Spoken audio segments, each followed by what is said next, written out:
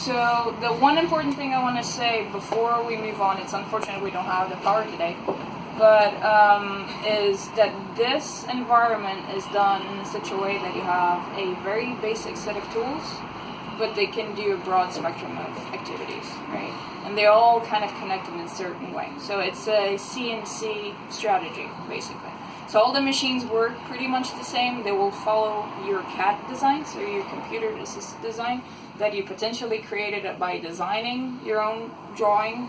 You made it digital, you manipulated it in a certain way, and then whatever needs to be done to get to these machines is actually sending at their own language, kind of thing. Machines here, you're going to be reading a sort of G code, and that is nothing that you necessarily need to learn. Software will do that for you. That's the CAD to CAM, so computer-aided manufacture from computer-aided design, right? And obviously what makes it different and more personalized is yourself. There's nothing else to these machines than the differentiated factor of your own unique individual. So if you can just download something from the internet and print, that's awesome to learn, but to make a difference and actually prototype and have fun with it and build something different, you have to add yourself to it. And so this machine is a scale up from the laser. They're pretty much similar in strategy. So what you can see is that they work on axis. So this one is the most visual, obvious one that you can see. So the system will receive the design, and on this case here, you'll have a metal bit. You can send here any design language. They usually come in a flat format. So they will be reading vectors, so just directions, okay? And heights and speed and rotation of the object that you put in. This is a regular one from a hand tool. It's not for the machine itself, but I can just exemplify. So it's gonna go here, and basically you have a router that's gonna, it's just like a regular router that most woodworkers will use. The difference is it's gonna be directed by a computer, right? And so the machine will perform the sequence of layers, just like a 3D printer, layer by layer by layer, and either cut it off all the way, or it will do some engravings just like these we can see on the table itself. Remember, this lab is about to leave, so we don't have all the examples, but you can have a V-bit shape, and you can have examples like these done. You can have it all pocket. So this is a pocket. It will remove just partially the part of the material. Again, a V-bit. You can do all sorts of embellishings. There's a lot of signage done by ShopBot. They've even done prototypes for airplanes. So all the hélices and the wings of planes are being used. So, this is the most expensive machine we do have at the shop.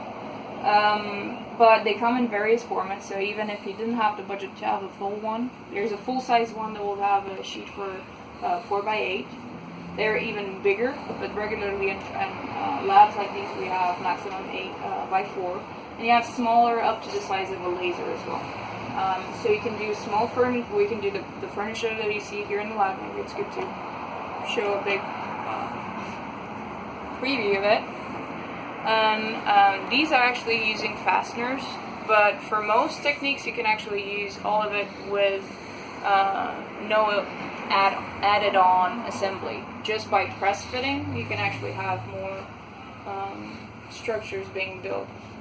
So basically, you spend a lot of time on the design process, but once you get to this machine, you understand how it works. It really almost does the work for you.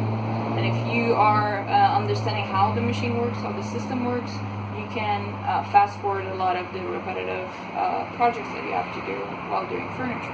So it doesn't mean at all that we have to forget about what the added on value of the handwork is, but everything that is repeated or scaled up or scaled down can be done by a computer and by a machine. So it really is a extra tool that you can have. You probably saw President Barack Obama being, actually is working right now. He was being scanned by some of these. If you want to film the screen. So right now I'm actually scanning yourself. camera's retrieving images in pixels, and it's putting it in an infrared distance on a mesh digitally. And so if you do this slowly, it will go one by one by one, and it will complete the fabric digitally. If you go too fast, it's going to lose information. And so what you want to do is the same as a good picture. You want it to be well lit, and you want the background to be distinctive from the object itself. No, it's okay. We didn't exactly, so we were. Don't get into that. It's no problem. This was last minute, so it's not your fault at all.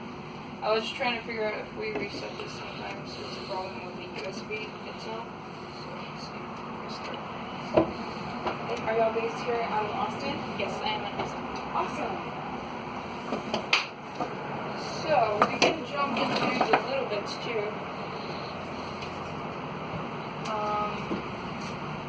Let me get that right here.